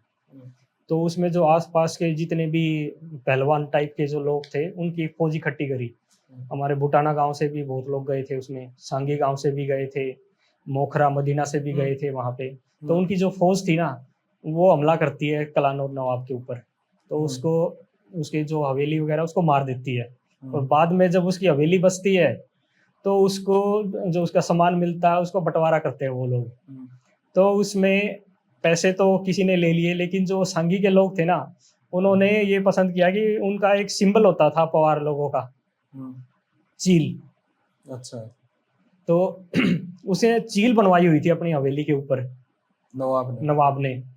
तो सांगी के लोगों ने सोचा कि ये चील हम लेके जाएंगे, बाकी जो जेवरात वगैरह पैसे हैं वो आप रख लो और हम ये चील लेके जाएंगे। तो वो चील को उतार के ले गए वहां से। और बाद में जब गांव के मोजिज लोग इकट्ठे हुए कि अब इसका करें क्या, तो उन्होंने फैसला किया कि एक चौपाड़ बनाते हैं हाँ। उस चौपाड़ के ऊपर इसको लगाएंगे। तो वो चौपाड़ बनाई और उसके ऊपर वो चील लगाई।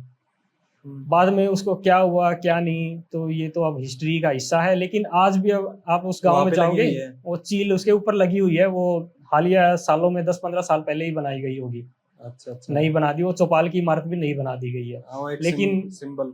बच्चे बच्चे को पता है कि इसको चील वाली चौपाड़ बोलते हैं और क्यों बोलते हैं। अच्छा। और उस टाइम पे क्या होता था कि जब सेनाएं चलती थी ना, उनके साथ में नगाड़े चलते थे, बड़े बड़े ढोल, वो अनाउंस करते हुए चलते थे। तो वो अपने साथ चील के अलावा एक नगाड़ा भी लेके आए थे। अच्छा। वो नगाड़ा आज भी उसके, यहाँ से एक और कहानी जुड़ती है पानीपत की तीसरी लड़ाई से। वो उसके बाहर एक सदाशिव भाऊ जो पानीपत की तीसरी लड़ाई में मराठा था, वो बताते हैं कि वो पानीपत आ गया था बच के। हालांकि कुछ लोग ये भी बोलते हैं कि वो वहीं पे खत्म हो गया था। पानीपत में तो लड़ाई हुई थी। बिल्कुल। हाँ। पानीपत में जो लड़ाई हुई थी वहां से बच के वो यहाँ पे भाग आया था। हाँ, पानीपत नहीं, रोहतक आ गया था शायद। ये सांगी गांव में आ गया था। हाँ। ठीक है। तो यहाँ पे आके वो कई साल वो मंदिर वगैरह में रहा। उसके बाद में ये उसी के नाम से मंदिर बन गया। और जो ये कलान और नवाब से वो जो नगाड़ा लेके आए थे, वो आज भी उसके अंदर रखा हुआ है। और जो भाऊ की समाधि भी उसके अंदर बनाई हुई है, जो लोग पूजते हैं आज भी। अच्छा, सदाशिव राव भाऊ। बिल्कुल। ओके, जो मराठा वॉरियर थे। हाँ। Okay okay. हाँ, जो तो ये जो पूरा ये ब्रिटिश पीरियड था, उसका फिर क्या इम्पैक्ट रहा रोहतक के ऊपर? इसमें क्या हुआ कि जब मुगल औरंगजेब की डेथ हो गई, तो मुगल साम्राज्य था वो कमजोर होता चला गया। उसके बाद एक तरह से खत्म ही हो गया। तो जो हरियाणा का एरिया था, रोहतक के आसपास का था, उसमें बड़ी मतलब अराजकता का माहौल पैदा हो गया था वहां पे। अच्छा। हाँ, क्योंकि यहाँ पे जाट भी थे, रांगड़ राजपूत भी थे, पठान भी थे, मराठे भी थे, और कई कई और दूसरे भी थे। तो वो आपस में लड़ने झगड़ने लग गए। इनके छोटे छोटे इलाके, छोटे छोटे गांव होते थे। कभी एक गांव ने दूसरे ऊपर हमला कर दिया, कभी मराठों ने कर दिया, कभी पठानों ने कर दिया। इस तरह से एक बड़ा बुरा दौर स्टार्ट हो गया यहाँ पे। तो उस टाइम पे 1700 बात है ये, 1790 के आसपास। अच्छा। हाँ, उस टाइम पे अकाल भी पड़ा था 1783 में। हाँ, 83 बड़ा भयंकर अकाल था पूरे हरियाणा में। हाँ हाँ। तो यहाँ पे बहुत सारे लोग तो छोड़ के चले गए थे। तो उस टाइम पे ये जॉर्ज थॉमस की एंट्री होती है यहाँ पे, जो बेगम समरू थी सरदाना की, उसका भी सिपाही रहा था। 83 में आया था या बाद में आया था? ये 1790 के आसपास आया था।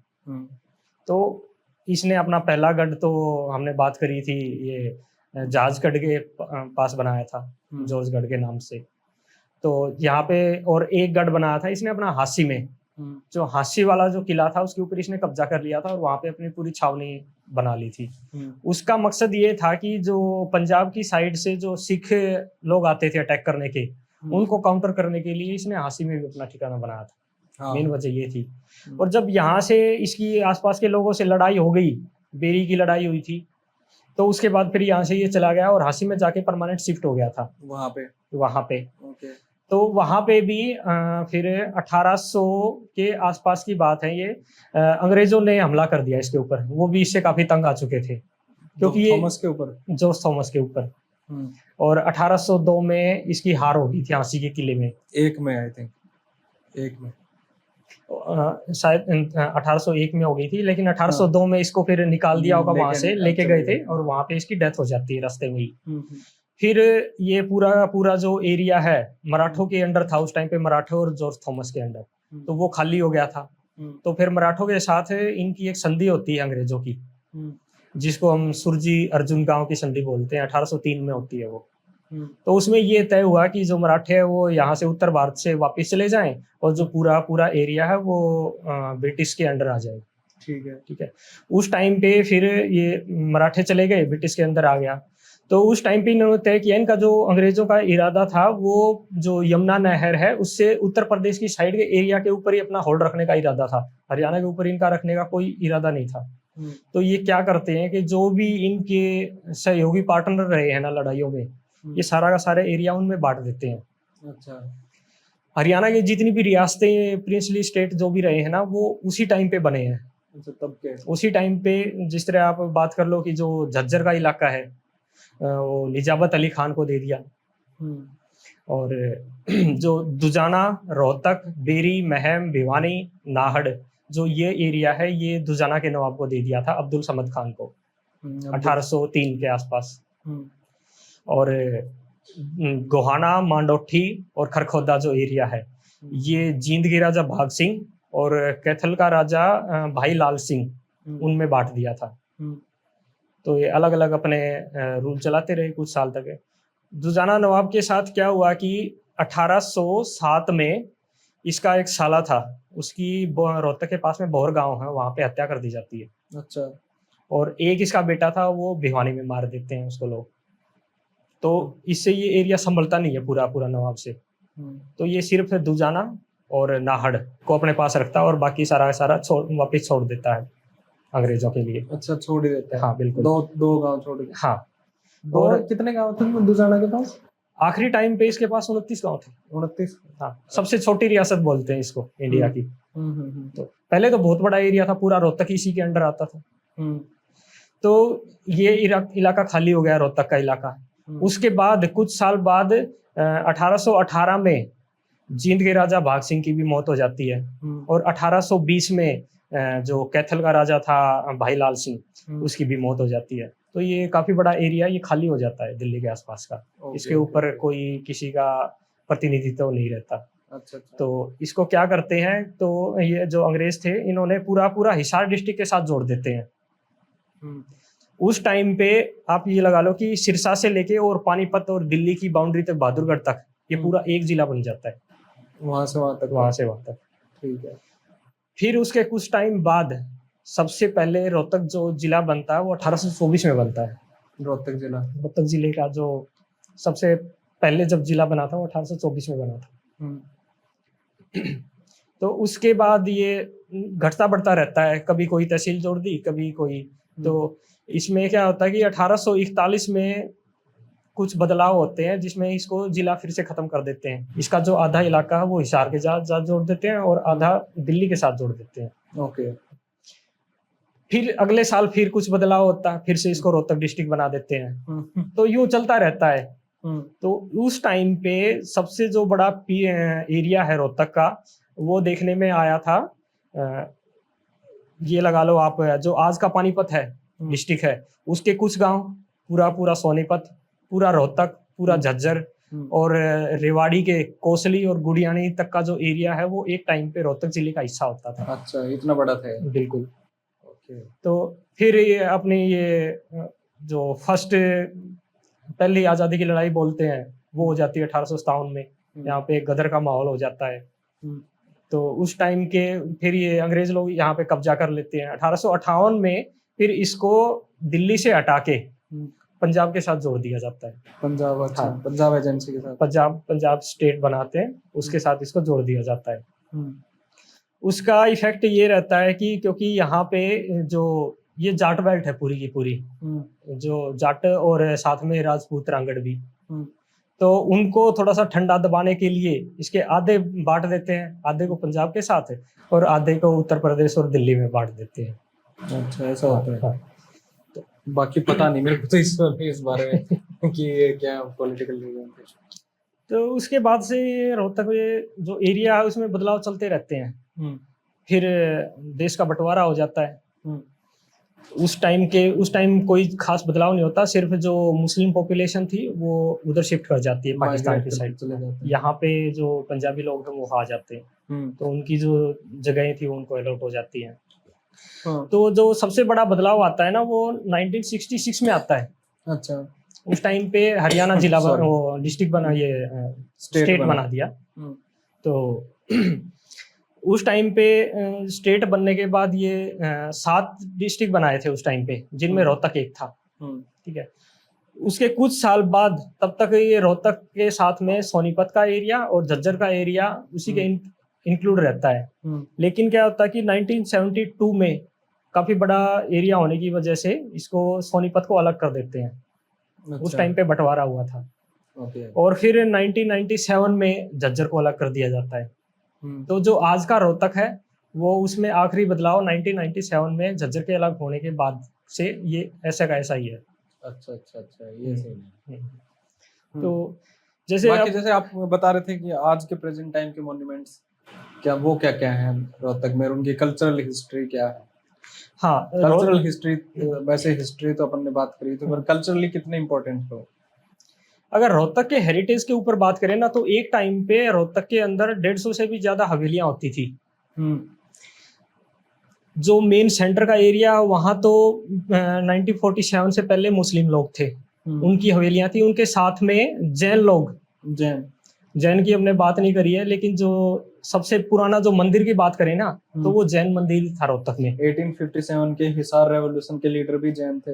हाँ, यहाँ तो मुगल पीरियड से पहले भी जैनों के मोन्यूमेंट है। हाँ होंगे। 1475 के आसपास इसे चरखी दादरी से जैन लोग आते हैं और जो रोहतक शहर है वहाँ पे बस जाते हैं। वो वहाँ पे वो एक छोटी सराय के नाम से एक सराय बनाते हैं। वहाँ पे जो उनके जो भगवान है महावीर, उनकी स्थापना करते हैं। और उसको कुछ साल बाद ही, करीबन 10-15 साल बाद, एक और बड़ी सराय का निर्माण होता है वहाँ पे। अच्छा। और जो ये सराय है, आज तो इसका कोई भी हिस्सा नहीं बचा हुआ, लेकिन आप वहाँ पे जाके देखोगे तो एक सराय मोहल्ला है, वो आज भी है। अच्छा, उसके नाम से? हाँ। जो झज्जर रोड जहाँ से फटता है ना, उससे आप जो पहली ही गली देखोगे, उसके ऊपर बड़ा बड़ा नाम लिखा हुआ सराय मोहल्ला। और उसके अंदर जो जैन मंदिर जो उस टाइम पे बनाया था, वो आज भी मौजूद है। हाँ, उसकी बिल्डिंग नहीं हो सकती है, लेकिन वो उसी टाइम पे वहाँ पे स्थापना करी गई। तो वो जो 120 हवेलियां थी, उनका क्या हुआ फिर?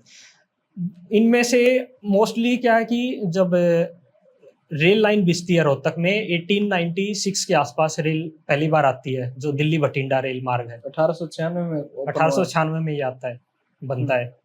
तो उसके बाद जो आसपास के इलाके थे, महम, कलानौर, बेरी, इनमें ज्यादातर महाजन लोग रहते थे, बनिए, अग्रवाल हो गए, बंसल हो गए, गर्ग हो गए। तो ये लोग है ना, मतलब अट्रैक्ट होते हैं, यहाँ पे व्यापार भी थोड़ा सा बढ़ता है। तो रेल लाइन बिछने के बाद ये बड़ी तादाद में आते हैं, महम से भी और बेरी से भी। ठीक है। और उसके पास में एक बड़ा पड़ाव मोहल्ला है, रेलवे स्टेशन के पास, आप देखोगे तो वहाँ वो इसी वजह से पड़ाव डालते हैं, बोलते हैं उसको कि वो वहां से आके यहाँ पे रुके थे, उन्होंने पड़ाव डाला था। ठीक है। उसके अंदर कम से कम भी 15-20 हवेलियों का निर्माण किया गया था, जिनमें जो सबसे बड़ी, जो आज भी खड़ी है, और उसको मैं ये कहूंगा कि रोहतक की सबसे बढ़िया हवेलियों में से एक है, वो थी कलानौर के एक सेठ की थी, उसका नाम था, वो दो भाई थे, काशी और जुगला। इनकी एक हवेली तो बड़ा पड़ाव में आज भी है, और दूसरी हवेली रेलवे रोड के ऊपर है। अच्छा। एक टाइम पे जब स्टेशन बना, तो इससे शहर के जाने के लिए जो रास्ता था, उसको रेलवे रोड के नाम से बोलते थे। वो पूरा का पूरा बनियों का होता था। अच्छा, पूरा उसमें पूरे में हवेलियां बनी हुई थी। हाँ। और हवेलियों के अंदर ही वो दुकान चलाते थे। आप आज भी आप देखोगे, ज्यादातर तो खंडर हो चुके हैं, कुछ तोड़ दिए गए हैं। मसनद होती थी बाहर जहाँ पे बैठते थे, उनके ऊपर लकड़ी का काम भी बड़ा शानदार होता था। तो जो काशी की हवेली, एक तो रेलवे रोड के ऊपर मौजूद है, जो बड़ी सही हालत में आज भी, लेकिन उसको एक गोदाम के तौर पे यूज किया जाता है। तो यूटिलाइज कौन करता है उसको? वो आजकल जो दुकानें बन गई है उनके आगे, वही लोगों को गोदाम के तौर पे वही उनको संभालते हैं, क्योंकि जो महाजन लोग थे वो बाहर जा चुके हैं, कोलकाता, बड़े बड़े शहरों में। बहुत साल पहले वो छोड़ के चले गए थे, कम से कम भी 40-50 साल पहले वो यहाँ से जा चुके हैं। और एक हवेली रोहतक की नूर मंजिल के नाम से है, जो रांगड़ों की थी। अच्छा, वो कसाईयों वाले चौक है, उसके पास में आज भी मौजूद है।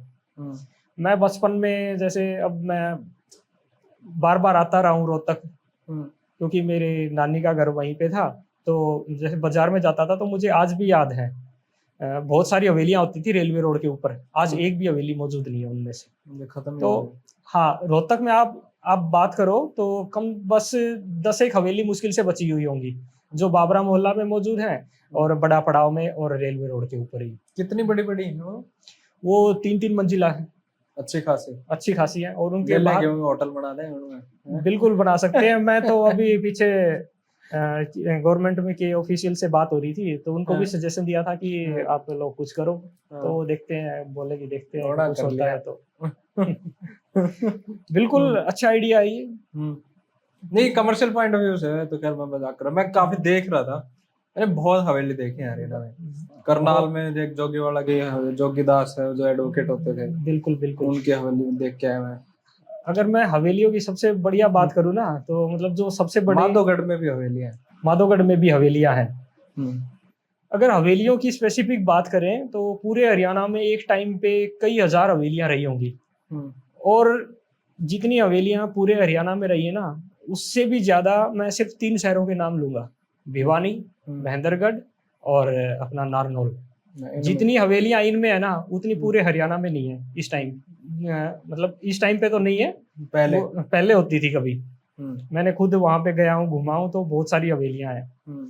और हवेलियों का एक ये है कि हरियाणा जैसे अब 5-6 रीजन के अंदर बटा हुआ है। साउथ में हमारा ये नू हो गया, मेवात, और इधर ये नारनौल अहिरवाल बेल्ट होगी, फिर उधर लोहारू भिवानी हो गया, फिर ऊपर हिसार जिसको बागड़ का एरिया बोलते हैं, जींद का बांगर का एरिया है। तो हर एक एरिया में ना अपनी एक अलग पहचान, अलग आइडेंटिटी है। वहां भी तो एक कुंगा कोठी है, क्या नाम है?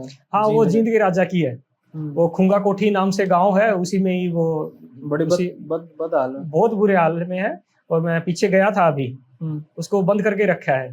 हाँ, जिसे वो बिल्कुल जर्जर होके और गिरने की हालत में। हालांकि गवर्नमेंट का भी कुछ दिन पहले मैं न्यूज़पेपर में देख रहा था कि उनका प्लान है कि उसको प्रिजर्व किया जाए। प्लान है उनके। हाँ, तो और कहाँ पे आपने हवेलियां देखी?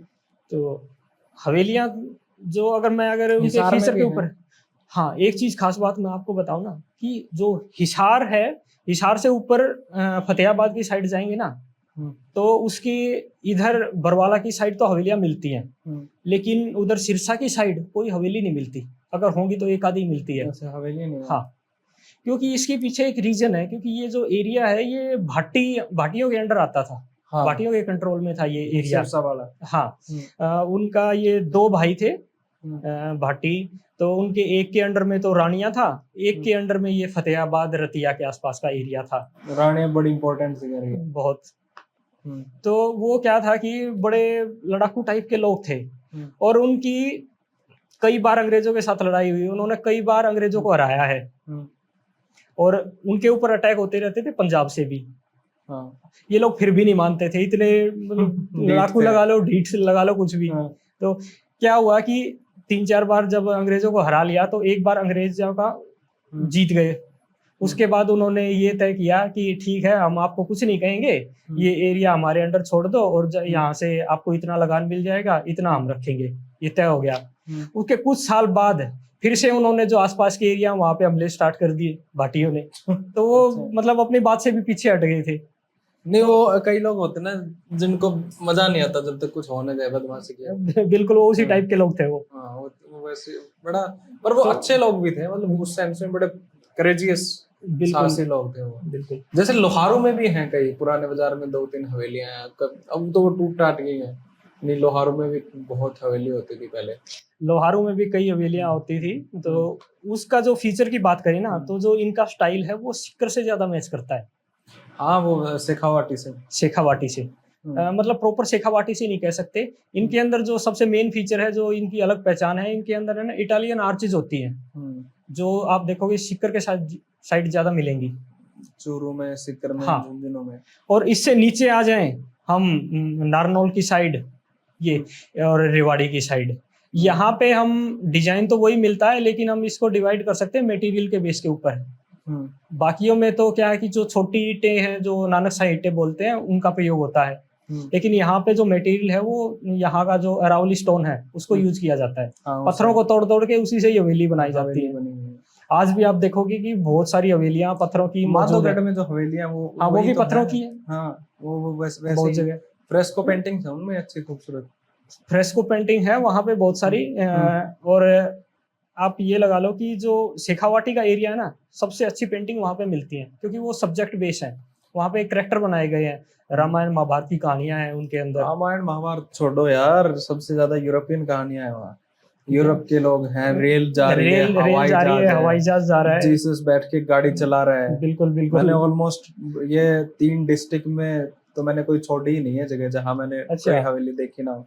ये झुंझुनू, आपका सिक्कर नहीं, झुंझुनू, चूरू, और एक ये कौन सा रह गया, इन में जितनी भी हवेली है, मंडावा में, फतेहपुर में, रामगढ़ में, वो तो गढ़ है हवेलियों का। हाँ, मतलब वो जो हमारे वो ठाकुर साहब भी जानने वाले हैं सारे, तो मतलब बहुत विविडली ट्रेवल किया है मैं वहाँ पे। पेंटिंग्स मतलब उन्होंने तो होटल बना रखे हैं आजकल, बहुत खूबसूरत होटल है वो। हाँ, ये कल्चर बस हरियाणा में वो बाकी सीख है। गए ये लोग, बिल्कुल, वो लोग प्रिजर्व करके उसको बेचना सीख गए, हमारे वालों में बुद्धि नहीं है अभी। बिल्कुल, बिल्कुल। हाँ, बहुत सारा मुनाफा कमाया जा सकता है अगर इनके अंदर बहुत होटल सारा, क्या 10-10 वगैरह। हजार रुपए कमरे हैं वहाँ। बिल्कुल, बिल्कुल। नहीं, इस तरह रूरल टूरिज्म को किस तरीके से प्रमोट किया जाए वो आपको सीखना चाहिए, स्पेशली यहाँ के इस बेल्ट के ठाकुर से।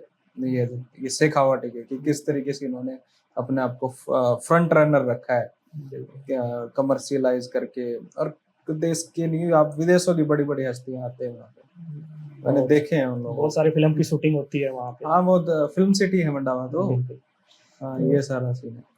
क्या है कि ना, जो राजस्थान में अब टूरिस्ट आते हैं, वो लोग उनके हैबिचुअल हो चुके हैं। वो कैमरा लेके आते हैं, कोई भी कहीं पे फोटो खींचने लग जाता है, तो लोग उनको नोटिस नहीं करते कि उनको पता है, उनको आदत हो गई है।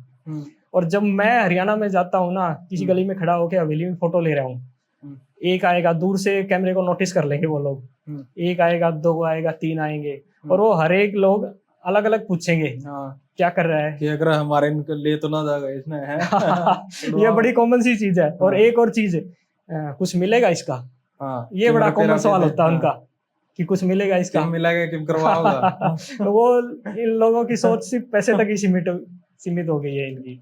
नहीं, वो गांव का आम आदमी है, पैसा के उन तो रोटी का लाल पड़ रहे क्या किया हवेली देख के दे। हाँ, आप उनका बता, स्पेसिफिकेशन बता रहे थे आप हवेली की। हमारी ये इधर नूह की और होडल के एरिया की बात करें तो ये अलवर से भी लगता है, इधर मेवात का इलाका, और उधर ब्रज रीजन से भी लगता है। और उसका प्रभाव हम हवेलियों के ऊपर साफ देख सकते हैं वहाँ की। जब मैं वहाँ पे गया था, होडल के अंदर और पलवल के अंदर, फिरोजपुर झिरका में बहुत सारी जो हवेलियां थी, उनके अंदर जो भरतपुर लगता है वहाँ पे नजदीक राजस्थान में जो पड़ता है, का एरिया, हाँ, वहाँ का पत्थर यूज होता है उनमें, और जो पूरा का पूरा फैकेट होता है हवेली का, वो उसी पत्थर से बनाते हैं वो लोग। वो उसकी एक अलग खास बात है, वो हरियाणा में और कहीं नहीं मिलती, वो एक अलग वजह है। हाँ, क्योंकि वहां से नजदीक पड़ता है भरतपुर, वहां से वो लोग पत्थर लेके आते थे और उसके ऊपर नक्काशी करके और वो उससे अपनी हवेली की डेकोरेशन करते थे। ओके। उसके बाद बात करें हम कैथल के आसपास के एरिया की, कैथल यमुनानगर, ये नर्दक रीजन बोलते हैं इसको। तो इसकी हवेलियों की एक अलग पहचान है। पंजाब के साथ बॉर्डर टच होने की वजह से जो पंजाब का इन्फ्लुएंस है ना, वो ज्यादातर देखने को मिलता है यहाँ के हवेलियों पे। और आप देखोगे कि जो बाकी हरियाणा है, उसमें जो हवेली का गेट होता है वो एक आर्च के रूप में होता है। हाँ, ऐसे होता है। हाँ, तो लेकिन जो वहाँ की ज्यादातर हवेलियां, उनमें आर्च नहीं होती, वो एक स्क्वायर शेप में होता है। अच्छा, ऐसे है वो। बिल्कुल। उसमें एक लिंटेल होता है, वुडन लिंटेल, उसके ऊपर सारा सारा वजन होता है, और उसके ऊपर नकाशी, वुडन के ऊपर नकाशी होती है। ओके ओके ओके, तो ज्यादातर हवेलियां उसी स्टाइल में होती हैं, और वो पंजाब का साफ इन्फ्लुएंस, और जो चूना वर्क है वो भी पंजाब से ही बॉर्डर टच होने की वजह से वो देखने को मिलता है। और हम बीच के ये जींद की बात करें, बांगर बोलते हैं जिसको, बरवाला और जींद के आसपास की बात करें, सबसे ज्यादा पढ़े लिखे लोग हैं। बिल्कुल, अब मैं समझ गया मैं किस वे में कह रहे हो, तो खैर छोड़ो। अच्छा, बताओ। वहाँ की जो हवेलियां है ना, उनके ऊपर जो अलग पहचान है उनकी, जो ब्रिक वर्क मिलता है, वो अपने आप में हरियाणा में और कहीं नहीं मिलता। और उसके ऊपर आपको प्लास्टर नहीं मिलेगा कभी, जैसे कुंगा कोठी में है। हाँ, खुंगा कोठी में भी बोल सकते हो। बिल्कुल बिल्कुल। हाँ, खुंगा या खुंगा क्या है? खुंगा कोठी, सॉरी, खुंगा। हाँ। तो इस टाइप की एरिया जो हवेलियां हैं वो जींद के एरिया में मिलती हैं। और प्रॉपर जींद शहर की बात करें ना, मुझे कोई हवेली नहीं मिली जींद में, शहर में कोई, आसपास के गांव में मिलती है। मैं तो हैरान हूँ, वो स्टेट रहा हुआ जींद, और उसमें बिल्कुल इतना पुराना है वो। और खैर उनका कैपिटल नाबा था। हाँ, नाबा, संगरूर था, माफ करना। तो संगरूर में है उनके सारे तामझाम। तो वो संगरूर में ज्यादा टाइम रहता था। यहाँ पे रानी तालाब बनवाया था उस टाइम पे राजा ने, और वो मछलियां खाने का बड़ा शौकीन था वहाँ का राजा। अच्छा। हाँ, एक जींद के जो लोकल हिस्टोरियन है गुलशन जी, हाँ, क्या नाम है उनका पूरा? गुलशन भारद्वाज। हाँ, उन्होंने काफी बड़ा कलेक्शन किया हुआ आसपास की चीजों, जींद के ऊपर उनका स्पेसिफिक कलेक्शन है। तो मैं उनसे पिछले साल सितंबर में मिला था, बुजुर्ग है अब तो वो। उन्होंने अपने घर के ऊपर भी जींद का जो रानी तालाब है उसकी रेप्लिका बनवाई हुई है। अच्छा। हाँ, वो बड़े पसंद करते हैं जींद को। अच्छा। तो उन्होंने बताया कि जो रानी तालाब था ना उसमें वो मछलियां पकड़ता था वहां का राजा अच्छा। जींद का, और वहीं पे पका के और वहीं खाता था ताजी। अच्छा। उसने फोटो भी दिखाए उस जगह उसकी चीज के। हाँ।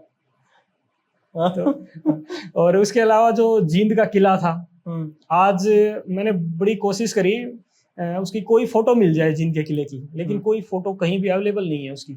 और ये भी नहीं कह सकते कि वो ज्यादा पुराना पहले टूट चुका है। वो 1995 के आसपास वो किला टूटा है। अच्छा।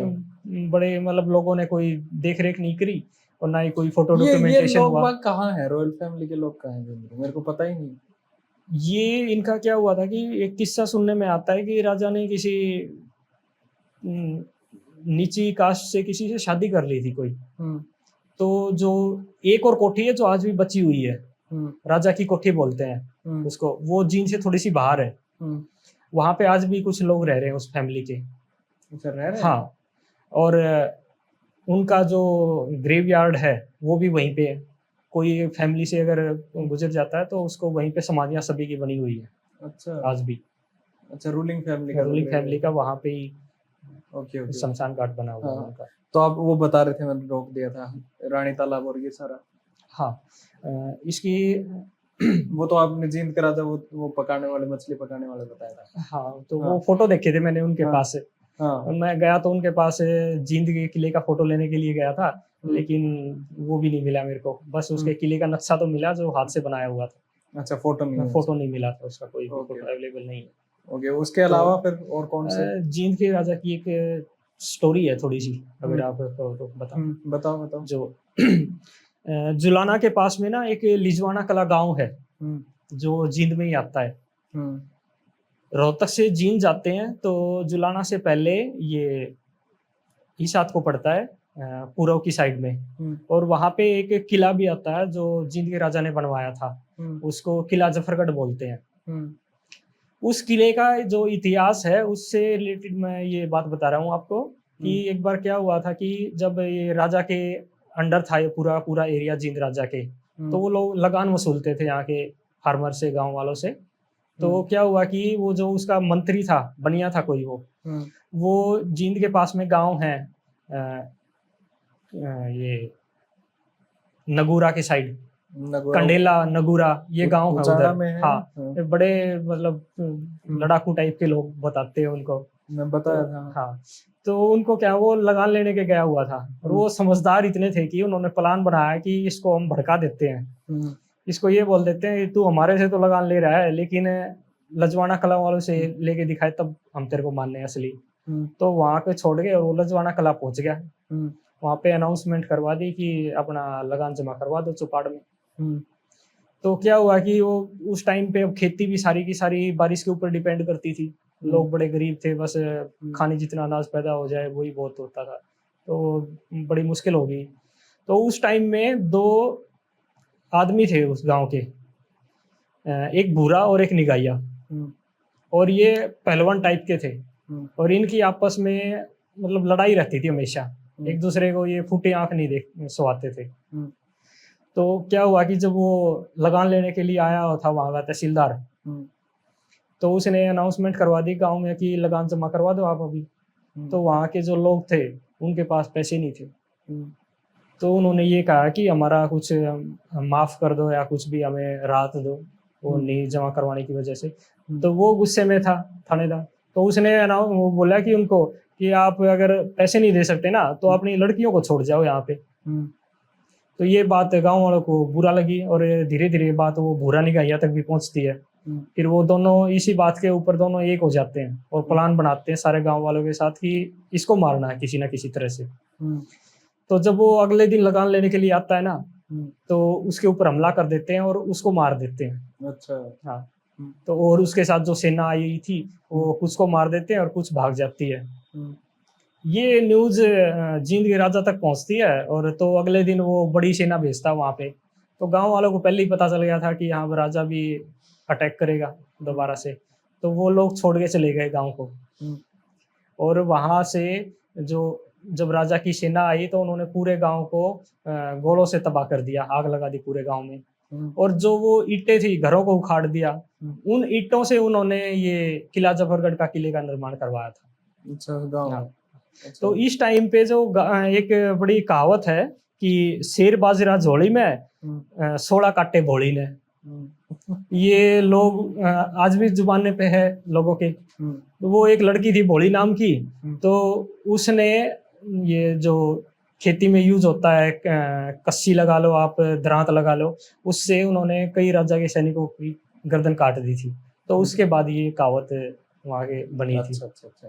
अब ये भी शायद ओरल हिस्ट्री है। हाँ बिल्कुल ओरल हिस्ट्री है ये भी। अब ये कितनी सच्चाई है उसमें, कितना वो अलग है, वो क्योंकि अलग बात है। डॉक्यूमेंटेशन हुआ ही नहीं है स्टार्टिंग से हरियाणा के ऊपर। हाँ ये भी है। तो आप आखिरी में कंक्लूड करते हैं इसको अकाल से, उसके बारे में बताओ क्या फेमाइंस, जो मेजर फेमाइंस है या हरियाणा हिंदुस्तान में बोल रहा हूँ। ये जो हरियाणा का रोहतक के आसपास का एरिया है ना, यहाँ पे मुगलों के बाद में बड़ा अराजकता का माहौल तो फैल ही गया था। कोई कभी किसी के ऊपर लड़ाई कर देता था, कोई किसी के ऊपर हमला कर देता था। तो उस टाइम तो ये लोग उसी में ही बिजी रहे। और उससे आगे बाद में फिर अंग्रेजों के अंडर आने के बाद तो कभी कोई एरिया दिल्ली में मिला देते थे, कभी पंजाब में किसी के साथ। तो लोगों की एक स्थिरता नहीं थी जीवन में। और उसके अलावा भी एक जो नेचुरल डिजास्टर लगा लो आपकी, अकाल बहुत पड़ते थे उस टाइम पे। उस टाइम पे आप अगर एवरेज मान के चलोगे तो कि हर 10 साल में एक अकाल जरूर पड़ता था, जो 2-3 साल का होता था। और इतने भयंकर होते थे कि एक कहावत बन गई थी उसके ऊपर, जो 1860 में जो सबसे भयंकर अकाल पड़ा था इस इलाके में, बहुत सारे लोग बताते हैं मारे गए थे। तो उस टाइम एक है ना कहावत बड़ी प्रसिद्ध हो गई थी लोगों की, चढ़ते अकाल जुलाए मरे, उतरते अकाल मरे तेली, बीच में मरे बाणिये, रपिए की रहेगी देली, चना चिरौंजी हो गया, गेहूं की होगी दाख, 70 ईसा पड़ा 40 का भी बाप। इसका मतलब ये था कि चढ़ते अकाल जुलाए मरे। जब ये स्टार्ट हुआ अकाल तो जो जुलाए थे, कपड़े का काम करने वाले थे, वो लोग, उनका धंधा चौपट हो गया था। उतरते अकाल तेली मरे, जो तेल का काम करने वाले थे, जब फसलें ही नहीं हुई तो उनका भी धंधा ठप हो गया था। और बीच में मरे बनिए, जो उसका बीच का टाइम था उसमें बनियों के लिए संकट खड़ा हो गया था। और रपिए की रहेगी दिल्ली। दिल्ली मतलब रुपये, जो रुपया होता है उसका आधी वैल्यू को हम दिल्ली बोलते हैं, दिल्ला। तो रुपये की वैल्यू आधी रह गई थी उस टाइम पे। अच्छा। और उस टाइम के लोग मोटा अनाज खाते थे, ज्यादातर चने खाते थे। तो चना चिरौंजी हो गया, मतलब चिरौंजी का मतलब आपके पिस्ता, बादाम, इस तरह की वो चने का भाव उनके भाव के बराबर पहुंच गया था। और गेहूं का हो गया दाख, कि किशमिश के बराबर पहुंच गया। और 70 ईसा पड़ा 40 का भी बाप, कि जो 40 में भी एक अकाल पड़ा था तो उसका भी कुछ ना कुछ ये बाप लगता था। अच्छा। तो इस तरह से यहाँ के लोगों का जीवन बड़ा कठोर रहा है। हाँ ये तो है ही। खैर काफी लंबी बात होगी सर, बहुत बहुत शुक्रिया आपका। आपका भी बहुत बहुत शुक्रिया। Thank you so much, thank you for coming here. शुक्रिया भाई। Okay cut.